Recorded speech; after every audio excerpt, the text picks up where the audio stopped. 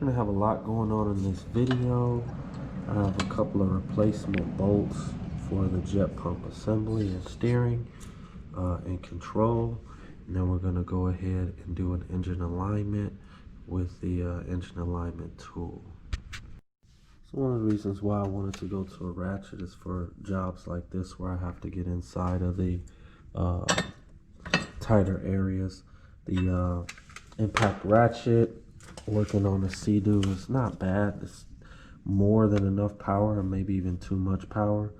I was able to back off the jet pump retaining bolts with no issue. So this thing does have enough power to get probably all the jobs done, and I don't think it has too much more power than probably what's needed for a lot of the torque specs on this, and that's really what I was going to. The impact would snap the bucket bolts right off for sure, so hopefully this ratchet will be a little more forgiving. I'm also going to be using the Ryobi ratchet. Usually I use the impact. I'm going to give this ratchet a try. I prefer to have a ratchet that is a straight handle rather than having this massive battery pack. We'll give it a shot though and see how it does. If I end up not liking it, I know there's some other brands out there that I might be more interested or might find that work better. So I got a lot of new bolts for the assembly. All of the bolts on this ski, on this boat and your skis are stainless steel. I think there might be some aluminum ones. For instance, these bolts that hold on the bucket system, I feel are aluminum. They don't rust, but I think they're aluminum. Aluminum's a little soft, and I think you have to get to a certain thickness and certain thread type to have a successful run with aluminum bolts. Everything else though, stainless. I would highly recommend sticking with stainless only. Anything else is just not going to work. It's going to rust away, whether you're in fresh water, and definitely if you're in salt water, definitely if you're in brackish water. So if you're looking to replace anything, you definitely have to go stainless. The stainless bolts are more expensive. You're looking at probably $1 to $3 for the entire setup. Most of the setups on here are the nut and the bolt, of course. Most of the bolts are the thread locker bolts, so they have the plastic on the inside. And you're looking at 1 or 2 washers and potentially lock washers. So each bolt is going to cost you around $3 if you go stainless, so it's not necessarily cost effective. However, if you buy zinc, you'll be buying over and over again or continually get stranded because they will not last. Here's a good example of that. So this was Bush Fix, I guess you could call it, and I had to use zinc as replacements. That's probably just 2 rides, 2 water intrusions and submersions, and they already look like they're ready to fall apart. So we have the right stuff. It's not easy to get stainless, so that's why I understand sometimes you'll have to use whatever you can find, but when you can get stainless, definitely do it. So I have the drive shaft tool in place to hold the drive shaft up, and it will allow me to unseat the hat for the carbon seal setup, the steel ring. There are lots of videos on C-clip installation and removal, so I'll save you the trouble of showing you that. But what I will show you is the tool that is made for that. It costs about $100 or north of $100, but it works great, so I recommend you get this to have 1, 2, 3 jobs. This makes the job about 5 or 10 seconds long. So an extra step on the boats is the removal of the drive shaft guard. Again, we're aligning the engines, and in order to accomplish that, this tool here has shaft guides on it on both ends to give you the most accurate alignment available.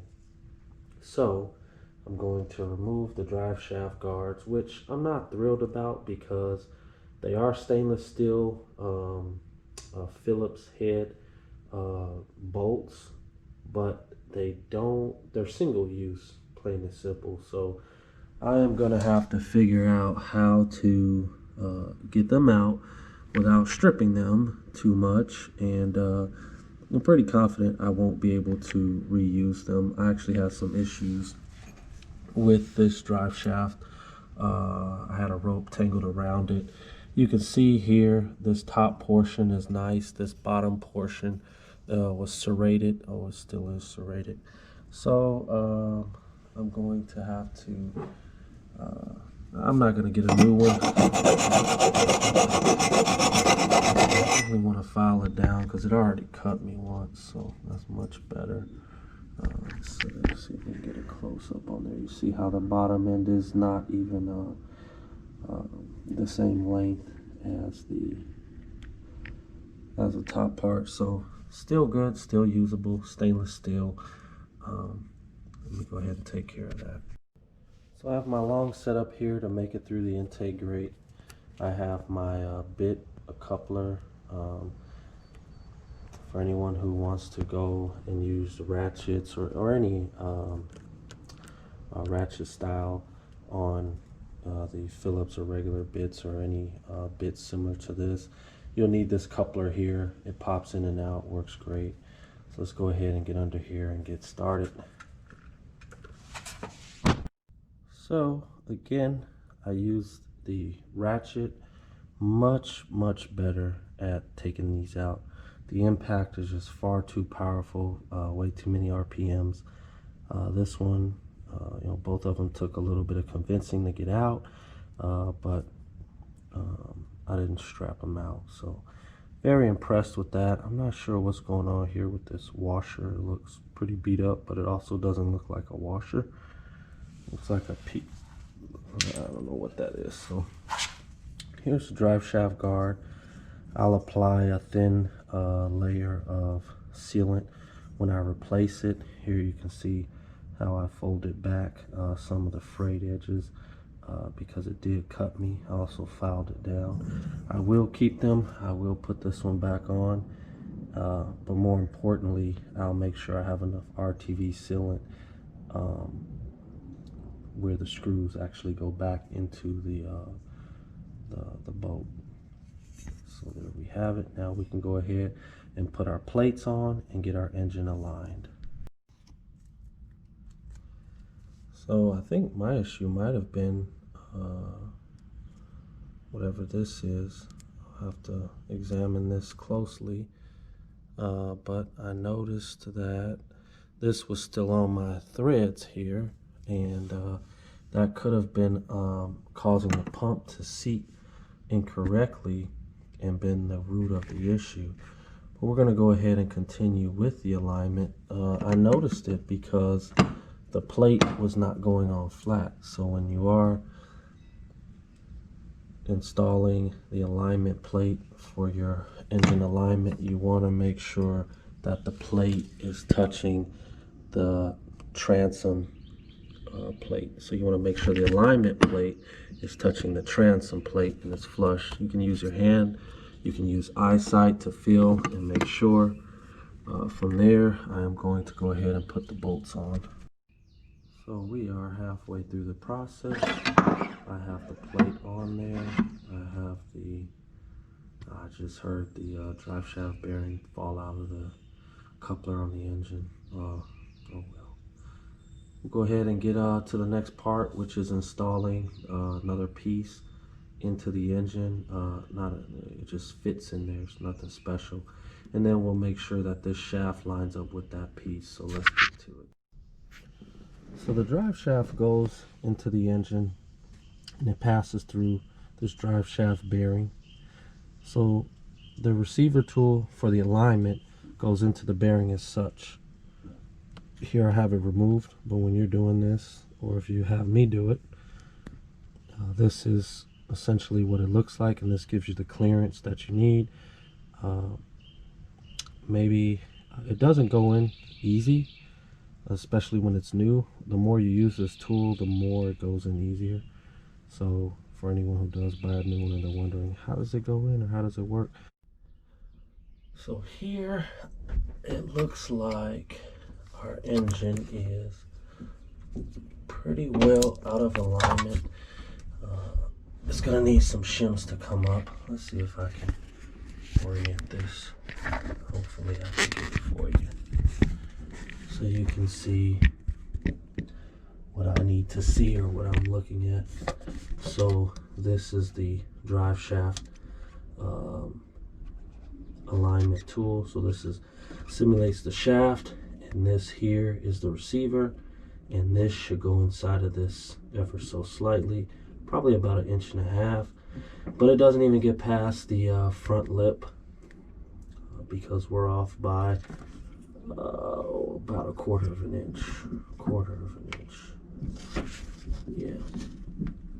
Yep, so we'll raise the engine and about 1/4 inch and we'll be fine.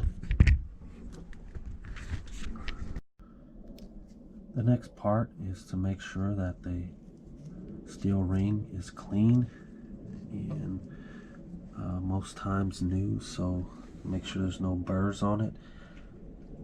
Then I am going to adjust. I'm going to pull this flat back. Here I have my shaft in. I'm going to push the shaft back, put the steel ring on there, then go back outside and push the shaft all the way through with the steel ring now on the shaft. Definitely a two-man job, but with enough patience or repetition, you can get it as a single person. Next, you want to make sure the drive shaft is all the way in.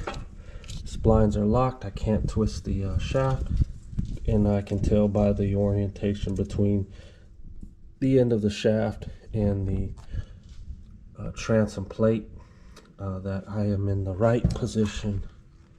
Next, we'll put the drive shaft tool on here and go ahead and put the C-clip on the back of that steel ring. So this wouldn't apply to the jet skis, but for the boats, if you do have the shaft guard, what you can do is actually just grab a standard hammer and put the nail puller side of the hammer on your intake grate, and then it actually fits pretty well and pretty snug against the screw that you actually need to get through the hole. So then you can go on the other side, put the washer on, put the stop nut on or the lock nut on, and I use vice grips to hold that nut while I come back underneath the boat or the jet skis don't have it to tighten it down.